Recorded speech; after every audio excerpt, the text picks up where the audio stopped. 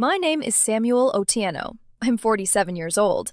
I came to Minneapolis from Nairobi 19 years ago, first on a student visa that became a work visa that eventually became the kind of permanent life nobody plans for, but everyone ends up grateful for.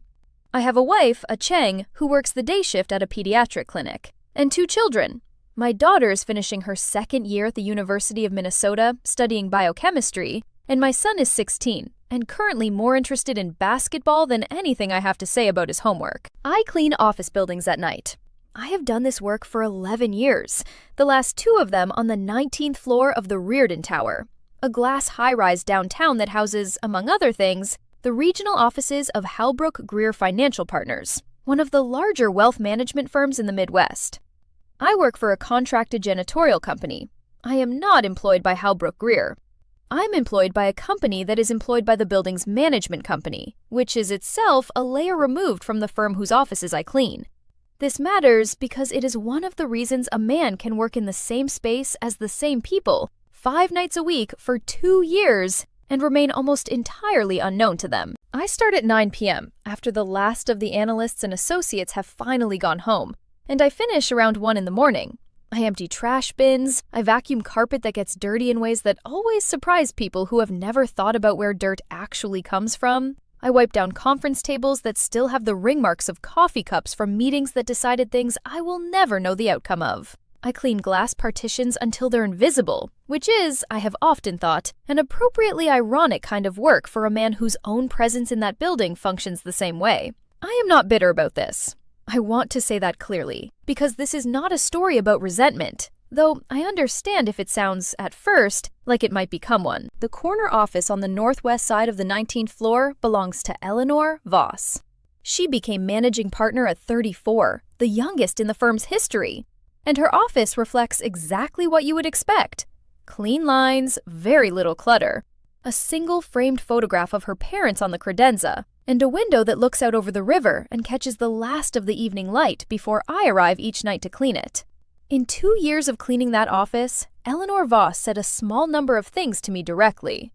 "Excuse me," when she was working late and I came in to empty the bin. "Thank you." Once, maybe twice, said the way you thank an automated voice for confirming an appointment. "Could you make sure the windows get done? There was a smudge yesterday." Said to the air more than to me, on a night when I happened to still be in the room. She never asked my name. I had a name badge clipped to my uniform every single night. "Samuel," it said, in plain block letters, the same badge every cleaner in the building wears. I do not believe she ever read it. I do not say this with anger. I say it because it is true, and because I have come to understand over 11 years of this work that there is a particular kind of person whose attention simply does not extend to the hours after their own day ends. It isn't usually cruelty. It's closer to a kind of architecture of the mind.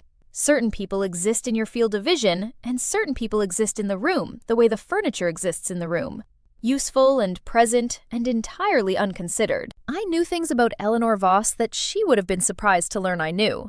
I knew she kept a half-empty bottle of antacid tablets in her top desk drawer, which told me something about the kind of pressure she carried.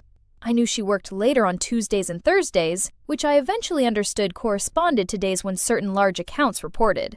I knew, because I am observant in the way that invisible men become observant, it is one of the only forms of agency available to you, that she had begun, over the past several months, working even later than usual, and that the framed photograph of her parents had been moved from the credenza to a spot directly in her line of sight from her desk chair. The kind of small adjustment people make when they need to look at something studying more often. I did not know why. It was not my business to know why. I simply noticed, the way I notice the things I notice, because noticing is most of what is left to a man who is otherwise unseen. The Tuesday night in question was the 2nd week of February, bitterly cold even by Minnesota standards. The kind of night where the building's heating system worked audibly, a low groan through the vents that I had grown used to over the years. I arrived at 9, started my route on the south end of the floor as I always do, and was midway through the conference rooms when I heard something I had never heard in 2 years on that floor. I heard Eleanor Voss's voice, sharp with something that was not her usual controlled composure, coming from her office. Not on the phone. I would have recognized that rhythm. She was alone. and she was saying something low and urgent to herself. The particular tone of a person whose carefully built composure has just taken on water. I finished the room I was in, the way you do, because interrupting someone in distress without being asked is its own kind of intrusion. And I continued my route. When I reached the area near her office 20 minutes later, the door was open, and I could see her standing at her desk, both hands flat on the surface, staring at her monitor with an expression I had never seen on her face in 2 years. Something that looked unmistakably like fear. "Is everything all right, Miss Voss?" I asked. I want to be honest that I almost didn't ask. 2 years of being a piece of the architecture teaches you the shape of the boundary you're not supposed to cross. But something in her stillness made the question come out before I'd fully decided to ask it. She looked up at me the way you look up at a sound you weren't expecting, momentarily unplaced. She started and then stopped, because whatever was happening was apparently too large for the automatic reassurance most people offer strangers. "The building's network," she said finally, her voice tight. "It's been having intermittent outages for the past hour. I have a wire transfer confirmation that has to go out by 1 a.m. Tokyo time, which is," she glanced at her monitor, 40 minutes from now, and I cannot get the firm's VPN to hold a stable connection long enough to authorize it. IT support doesn't pick up after 8. The after-hours line goes to voicemail. If this doesn't process tonight, we lose a client relationship that took 18 months to build because of a server issue that has nothing to do with the actual transaction. I stood there for a moment. I understood, in that moment, that I was looking at the gap between what a person's title suggests about their power and what is actually true about their power at 1 in the morning when a piece of infrastructure fails, and the people paid to fix infrastructure have all gone home. "What kind of outage?" I asked. She looked at me properly for the first time.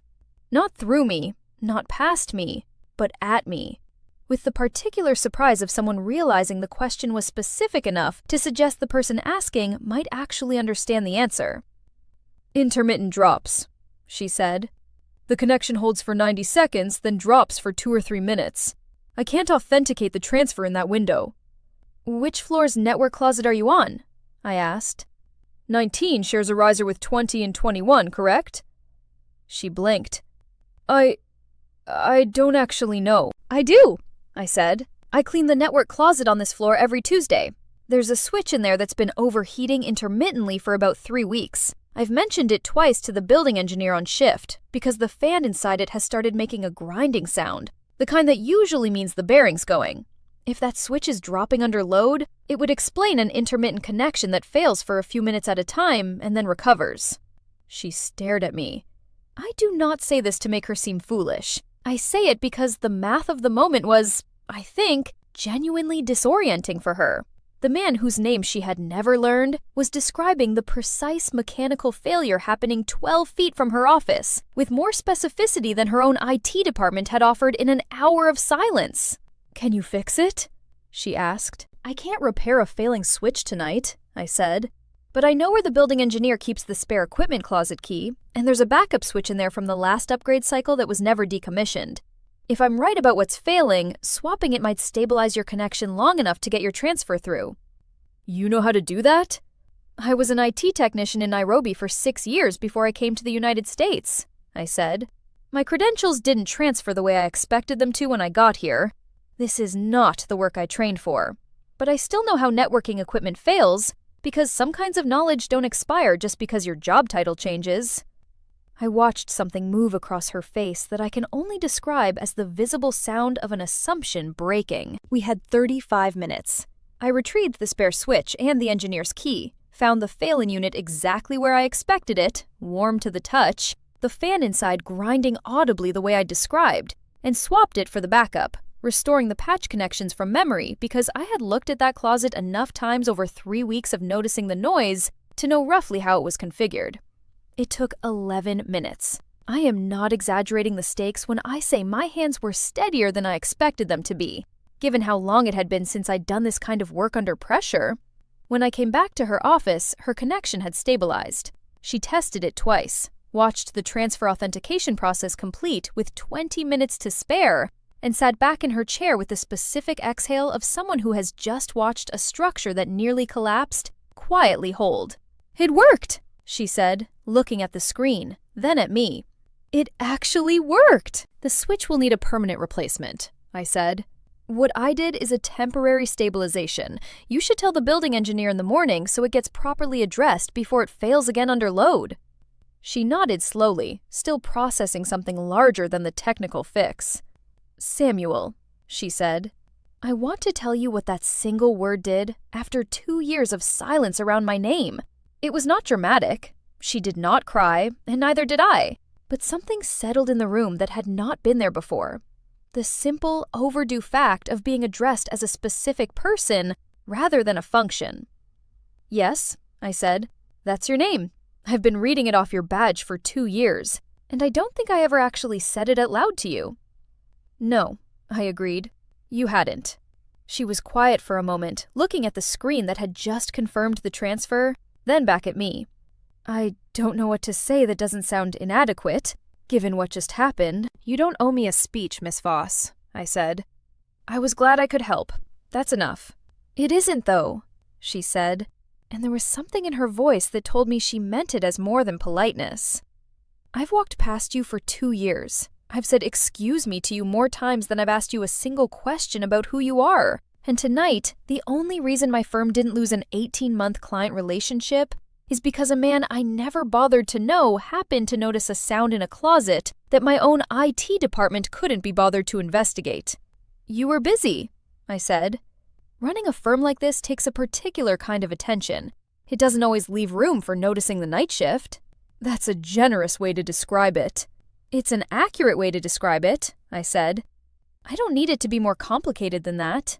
She looked at me for a long moment. "What did you do in Nairobi?" "Before networking. I studied electrical engineering at the University of Nairobi," I said. "I worked for a telecommunications firm for 6 years. When I came here, the credentialing process to transfer that into an equivalent role would have taken years, and money I didn't have, with 2 children to support. So I found work that let me support my family while I figured out the rest. 11 years later, I am still figuring out the rest, the way most people are." She was quiet for a long time after that, looking at the photograph of her parents on the credenza, the one she'd moved into her direct line of sight. "My father built this firm from nothing," she said finally. "Started as a teller at a small regional bank. He used to tell me that the most dangerous thing a person in power can do is stop noticing the people who make the structure underneath them actually function. I think I forgot that somewhere in the last several years. I think I forgot it specifically and repeatedly with you." "You're noticing now," I said. "That feels like a very low bar to be praised for clearing." "It's not a low bar," I said. "Most people who fail to notice never notice that they failed to notice. You did. That's not nothing." She didn't argue with that. I finished my route that night the way I always do, methodically, floor by floor. And when I reached the elevator at 1 in the morning, she was standing near the bank of elevators with her coat on, which she had never once done in 2 years of late nights. "I wanted to say thank you properly," she said. "Not the kind I've been saying, the kind that means something." "You just did," I said. "I also want to talk to the building engineer about that switch first thing tomorrow. And I want to talk to my operations director about why our after-hours IT support has apparently been non-existent for longer than tonight." "That would be a good use of your morning," I agreed. She smiled, a small and slightly embarrassed thing, the kind of smile that comes from someone recalibrating in real time. "Good night, Samuel." "Good night, Miss Voss." I rode the elevator down alone, the way I do every night, and walked out into February cold that hit like a wall after the climate-controlled stillness of the tower. I drove home with the heater working too slowly, the way it always does in that truck, thinking about the particular shape of the evening. Not triumphant exactly, not the kind of story where the world rearranges itself dramatically around one good deed, just a name, said out loud, after 2 years of silence. Just a woman noticing, finally, the actual shape of the person who had been cleaning the glass around her life the entire time. I do not know if Eleanor Voss will remember my name in 6 months. I would like to think she will. I have learned, over 11 years of this work, not to build my sense of worth around whether people remember me, because that is a foundation that will eventually fail you. I built my worth a long time ago around something steadier. The fact that I show up, that I notice what other people miss, that I do the work in front of me with care, whether or not anyone is watching, because a Cheng is watching, and my children are watching, even when they don't say so. And that has always been enough of an audience for the life I am building. But I will say this.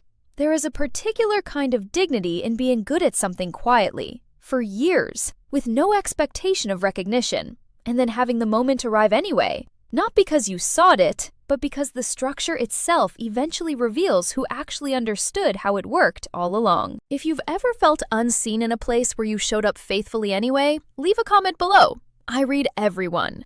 And if you know someone who does the quiet work that makes everything else possible, the night shift, the cleanup, the unglamorous maintenance of things, tell them their name. It costs you nothing, and it might be the first time in years someone has. See you in the next one!